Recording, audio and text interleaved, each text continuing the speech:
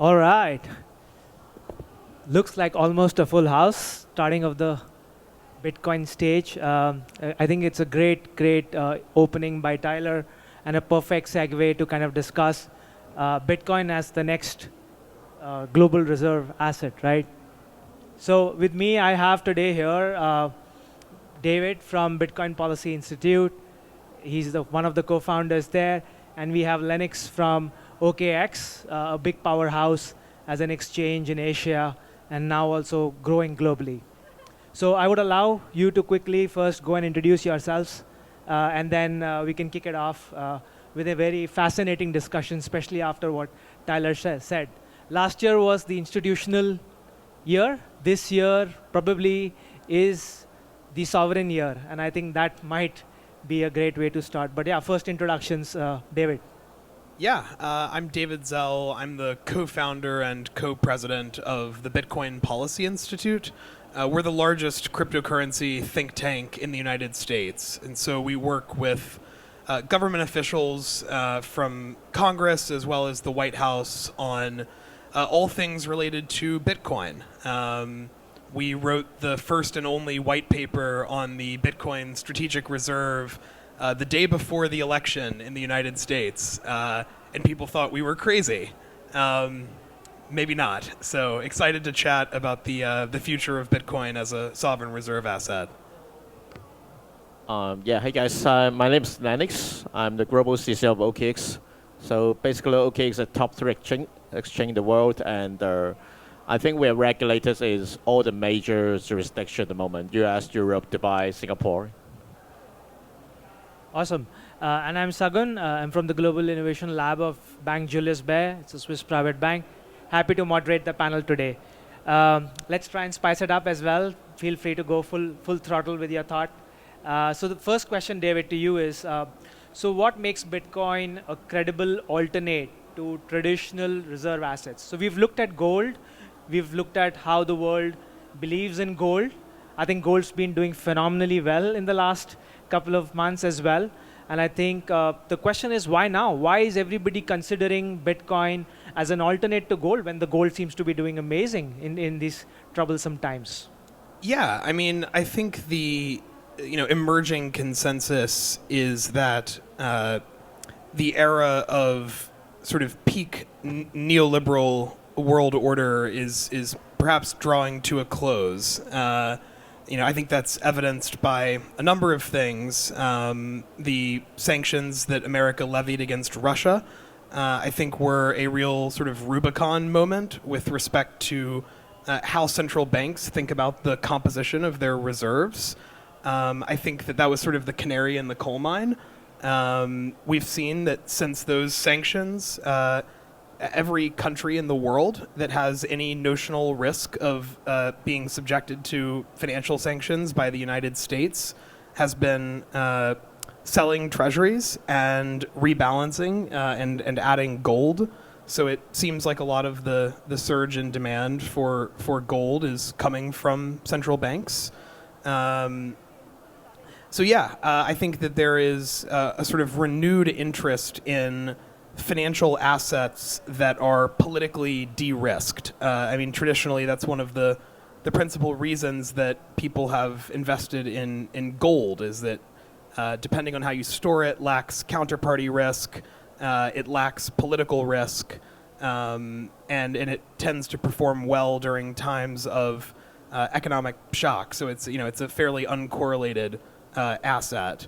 And so to answer your question of why I think Bitcoin is a viable reserve asset, I think the simplest explanation is because it has essentially all of the properties of gold, but is more fit for the digital age. So I think I sort of look at it as a sort of upgrade to gold or gold 2.0. It's interesting. One of the fellows at my think tank is an economist for the U.S. intelligence community. And he published a white paper with us back in October entitled The Case for Bitcoin as a Reserve Asset. Obviously, his views do not represent those of the United States government, But it's a very interesting paper nonetheless. Prior to working for the intelligence community in America, he was a economics PhD at Harvard.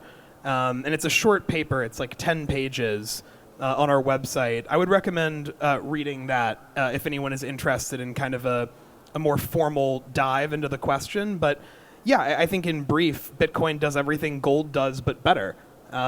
Like try sending $1 billion worth of gold. Like, what are you going to do? You're either going to send a paper claim to gold and you're not actually moving a bearer asset, or you're going to hire private security, load up a plane, and fly bullion. With Bitcoin, I could move $1 billion halfway around the world in 10 minutes for $1, and that's pretty wild. Yeah, thanks. I think you bring up an interesting point of view, which is composition will also play a big part. So I think, Lennox, we could probably get your view, like, is Bitcoin going to be the ultimate replacement of gold standard, or will it be a composition? How do you see, give a rebuttal to David, on that point of view? Yeah, before OKX, I was a gold trader. Yeah, and commodity gold Perfect. traders are a lot of people not understand what the gold that we're trading today. It's not exactly physical gold as in compared to Bitcoin. We're trading paper gold. A kind of like a derivative contract and agreements across the globe are for gold. And which physical gold is stored in some kind of New York vaults and all kind of gold vaults everywhere. So in order to compare, if you think about central bank perspective, if you want a hedge on liquidity and hedge of geopolitical crisis or instability, especially in Europe perspective, you're putting a majority of your gold reserve in New York, and which somehow you have absolutely or a lack of transparency compared with Bitcoin, right? And in terms of custody, in terms of whether or not this physical gold has been collateralized and doing something else, we don't know. So I think with the political decoupling across the globe, people are starting to at least realize I need to diversify our strategic reserve of my currency, because after the trade war, everyone is thinking about currency war. We need to devalue currency to counter tariff impact. So the next step is I need to build a relatively diversified reserve. So I'm not sure whether or not it will be replacement, but I'm very sure that people are starting to recognize Bitcoin as a digital gold is actually a better form of gold, much more transparent, even in a central bank perspective. Interesting. Yeah, I mean, this whole angle of currency devaluation, especially in this whole tariff play that's currently everybody's experiencing. It's on the top of the minds of everyone. This fundamental question, whether Bitcoin can actually become this gold reserve standard equivalent. And I think a lot of probably in the audience would have this question. Bitcoin was funny internet money, right? That's how it was. It's been known. It's understood. This funny internet money suddenly starts becoming the reserve standard. Like, how would you kind of slice and dice this for a first timer who's hearing this to kind of understand and digest this, that, why would only Bitcoin get this stature? Why not any other crypto? What's so special and unique about Bitcoin that, the world is going after Bitcoin to make it as a reserve versus any other currency? Because last year we saw a lot of ETFs come for Bitcoin, but this year we're seeing other cryptos also have their ETFs. So are you saying that next year we'll see some cryptos also getting kind of considered again for a strategic reserve, or is it just Bitcoin in particular? Well, I guess there's sort of two questions there. The first is, why Bitcoin? Why is it enjoying this stature as opposed to other digital assets? And then the second question is whether the U.S. may include other cryptos in a strategic reserve. To answer the first question, I think it's because of Bitcoin's innate properties. When we as humans were developing money, we could have chosen any precious metal, and we sort of did. There was people use silver a lot more. We could have used platinum as our major, precious metal, So I think part of it is sort of memetics, that the narrative around gold was good, but it also has sort of a set of properties that make it very useful as a money. So I think it's a combination of sort of intrinsic properties and the sort of stories we tell about those properties. I guess notably, gold has a degree of intrinsic value in as much as it's used for things like jewelry or circuitry. And Bitcoin, of course, has no intrinsic value. So I think it's the sort of set of properties that Bitcoin has, its verifiable scarcity, its reputation as the most decentralized cryptocurrency. I think the circumstances of its founding play a huge role in the narrative that it enjoys. The anonymous creator or creators plural. It was sort of the genesis of this whole thing, and you can't really reinvent that. Right now, it doesn't seem like the U.S. government is going to pursue the purchase of other digital assets. In fact, the executive order that was signed by President Trump makes that pretty explicit. So it created a strategic Bitcoin reserve and a digital asset stockpile. With respect to the former, the Treasury Secretary and Commerce Secretaries are ordered by that executive order to pursue net new acquisition of Bitcoin, so long as those purchases do not come with incremental costs to taxpayers. With respect to the digital asset stockpile, the executive order explicitly states that absent additional executive orders or legislation, that no cryptocurrencies will be added to that stockpile. So is it possible? Yes, I guess anything is, but it does not seem likely in the near to medium term that anything other than Bitcoin will be purchased by the US government.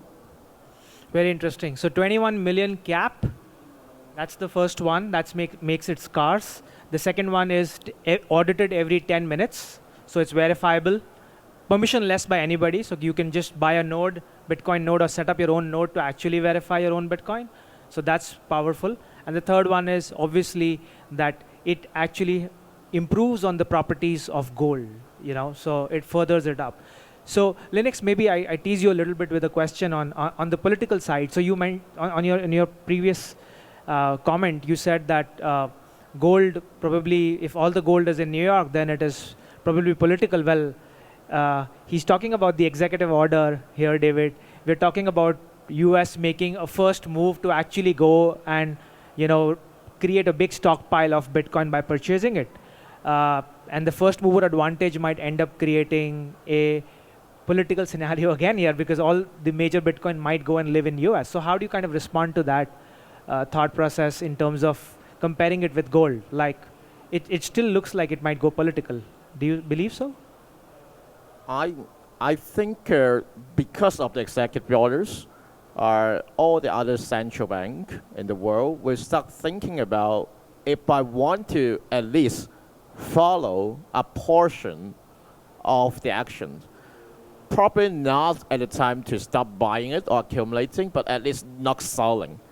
I can see China, I can see maybe US, at least stop selling after they, I don't know what, wherever law enforcement accrue Bitcoin. So whether or not it would be start accumulating and diversify the central bank reserve, it's very likely, but it's take time to see because of the uniqueness of the Bitcoin compared with other cryptocurrency. Is not just on the proof of work mechanism. It's a battle test, consensus, and debates, and community and diversification for at least 10 plus years, and have been withstand for different kind of debates and fights and liquidity for different for miners, from Bitcoin developers, and for users. And it's battle test. That part of 10 years consensus is very difficult to replace and very unique compared to other crypto. Amazing. Yeah, I think you bring a great point there, Lennox. I think so. Last 10 years, Bitcoin hasn't gone down. 100% uptime for a software, unheard. It's like a digital living organism whose heart has been throbbing every 10 minutes consistently since the last 10 years. And this is, consensus built, like it's distributed. I'm not talking about running one server. It's like a collection of a network. So yeah, I think that's also a great point to kind of highlight that. So moving on, maybe David, I could kind of touch upon a little bit what earlier Linux mentioned, like can Bitcoin really hedge against currency devaluation, especially in this geopolitical instability that we're witnessing with this whole tariff wars unleashed, especially from the US side. So how do you kind of see Bitcoin playing a role for different countries trying to manage this challenge? Yeah, I mean, look, I think a core tenet of sort of modern portfolio theory is, the idea of diversification. And so when you're talking about composing a government's reserves of assets, you want to find things that are uncorrelated to other things. And so I don't think the idea is that governments are going to just sell all of their gold and replace it with Bitcoin. But to the extent that you choose to hold gold, your portfolio will probably, under modern portfolio theory, perform better if you have some, say, 2 to 5% allocation to Bitcoin. We've seen, in a couple instances, Bitcoin respond very well to certain types of risk. So after the Russian invasion of Ukraine, Bitcoin performed extremely well. During the Silicon Valley bank crisis, Bitcoin performed extremely well. So I think that there is a set of risks that Bitcoin can sort of hedge against in theory, but I'm not sure that it's like one particular risk. I think it's a lot of things. Currencies collapsing, geopolitical conflict, sanctions, etc. I mean, one reason that a government may choose to hold Bitcoin is if they believe they're going to be sanctioned by the U.S. government. Bitcoin is, of course, transparent, but there's no way to impede on one's ability to transact. And so you may face consequences for an illicit transaction if you are a nation state, but you can still make that transaction and deal with the consequences later. So I think it's less like one specific thing and more that from a portfolio optimization perspective, I think at this point it's sort of imprudent to not hold some nominal Bitcoin position. So yeah, if you're going to hold gold, it's crazy to not have some Bitcoin as well, because it's not super well correlated with gold either. Linux, your point of view on the devaluation of currency? Yeah, I think Bitcoin currently is highly correlated with Nasdaq. Currently, only. I think I remember the last 2 days, U.S. market crash, like 4%, but Bitcoin like up 1%. I can feel, that's my hunch feeling, that's a Bitcoin was starting to decouple with Nasdaq because of the tariff of trade war. After tariff, I think everyone needs to, the other country, the manufacturing country, for example like China, was starting to, or with an attempt to depreciate its currency against the impact of the tariff. So people are starting to derive its currency at a global scale against US dollar. So in that case, people or maybe on 1 or 2 days, or one or couple of periods, people are starting to realize because it's actually a hedge against currency devaluations. The current the current geopolitical instability is kind of hedged by gold at the moment. So you see Ukraine war, or Russian war, or Israel war, you can see gold spike. But I think starting from this 1 year, we're starting to see more devaluation in global currency. The market was starting to realize, hey, Bitcoin is actually a hedge against currency. It's a good hedge, or a hedge against global liquidity. So to your point, to sum up is, probably I don't see a geopolitical hedge, but it's a hedge against liquidity crisis. Great. So that explains why gold has been going up in the last 3-6 months, and And it's- Bitcoin will be catching up. Okay, so Bitcoin's Because starting to do that decoupling effect from the It- stock markets and might kind of. Now, as a tariff starting to have impact against currency across major economic, Euro and JPY and Chinese yuan, and people are starting to realize that the gray hash on these local currency is actually Bitcoin. So we're starting to pick up after a turmoil. After this. Great. So there are signs of decoupling. Watch out, guys. I think Linux is kind of trying to highlight that you might start witnessing this, that Bitcoin starts behaving a lot like gold as well. So there is why probably there are signs there. So maybe we follow on with another interesting take. So okay, let's agree upon that. Yes, Bitcoin has the potential to become a strategic reserve and the reserve standard. So then let's talk about some challenges. Like somebody in the audience is probably thinking right now, but still Bitcoin looks very volatile.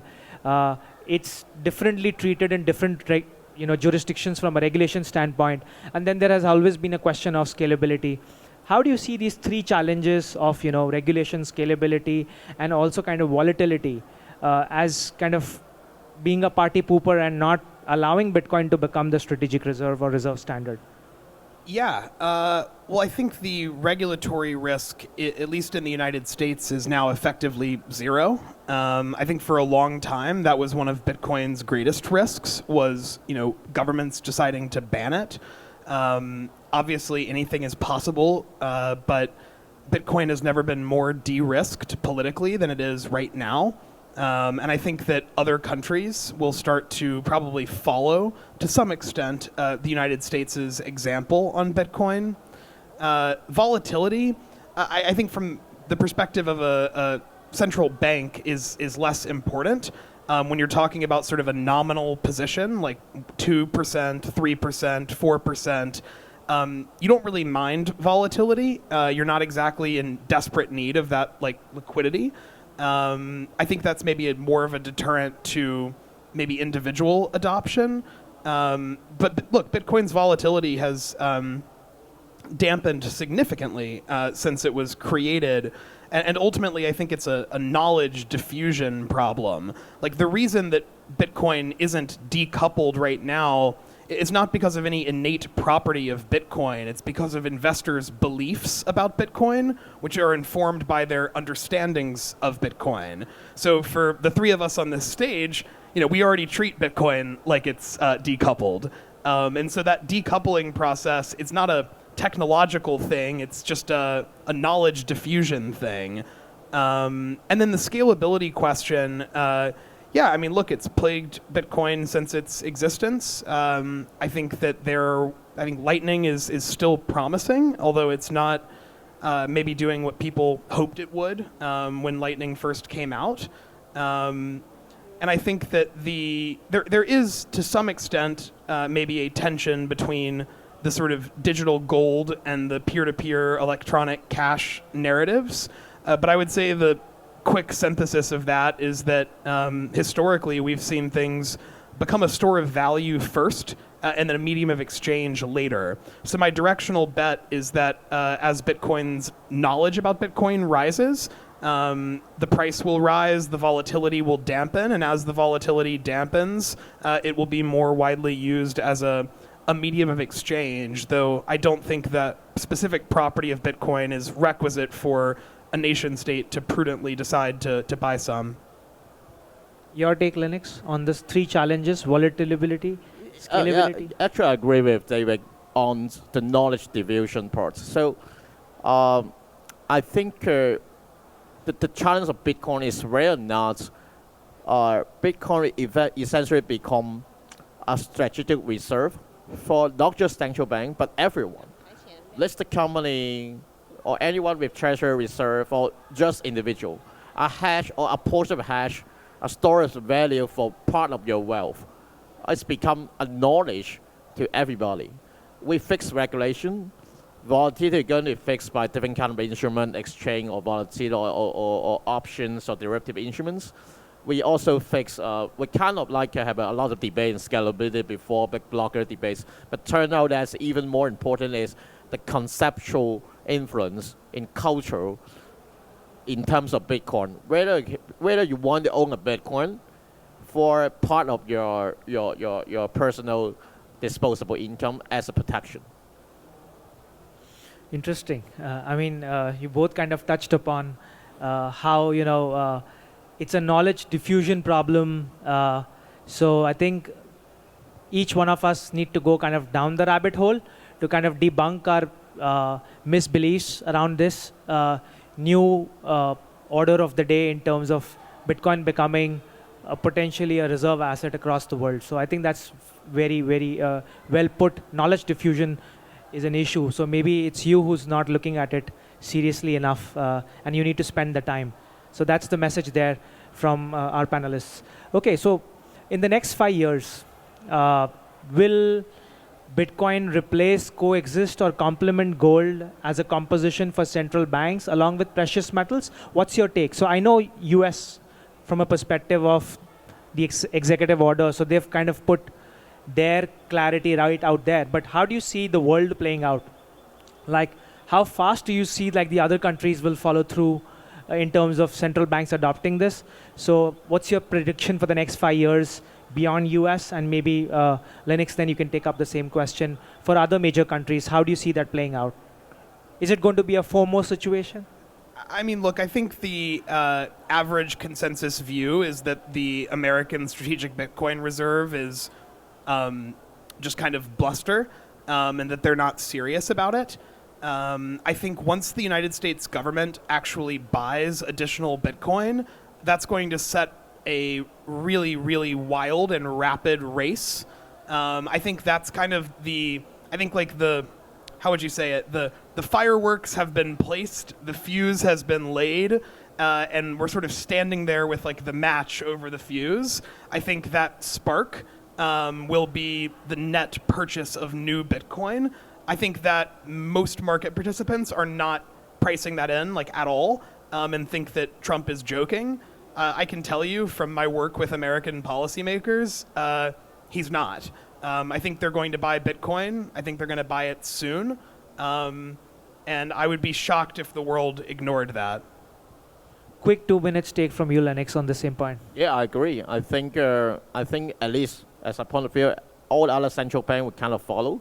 So people are feeling are kind of afraid for lag behind before US start buying. If it's go 2.0, I got at least 1 or 2% at the pension fund according to a country sign. I think it makes sense for a central bank. Very interesting. So it's happening. The question is, when is it happening for your country and jurisdiction? That's the final take on this. So it was a great panel. I think we summed it up very well. Thanks, David, and thanks, Lennox, for your amazing point of view on the next reserve standard. Thank you. Thank you.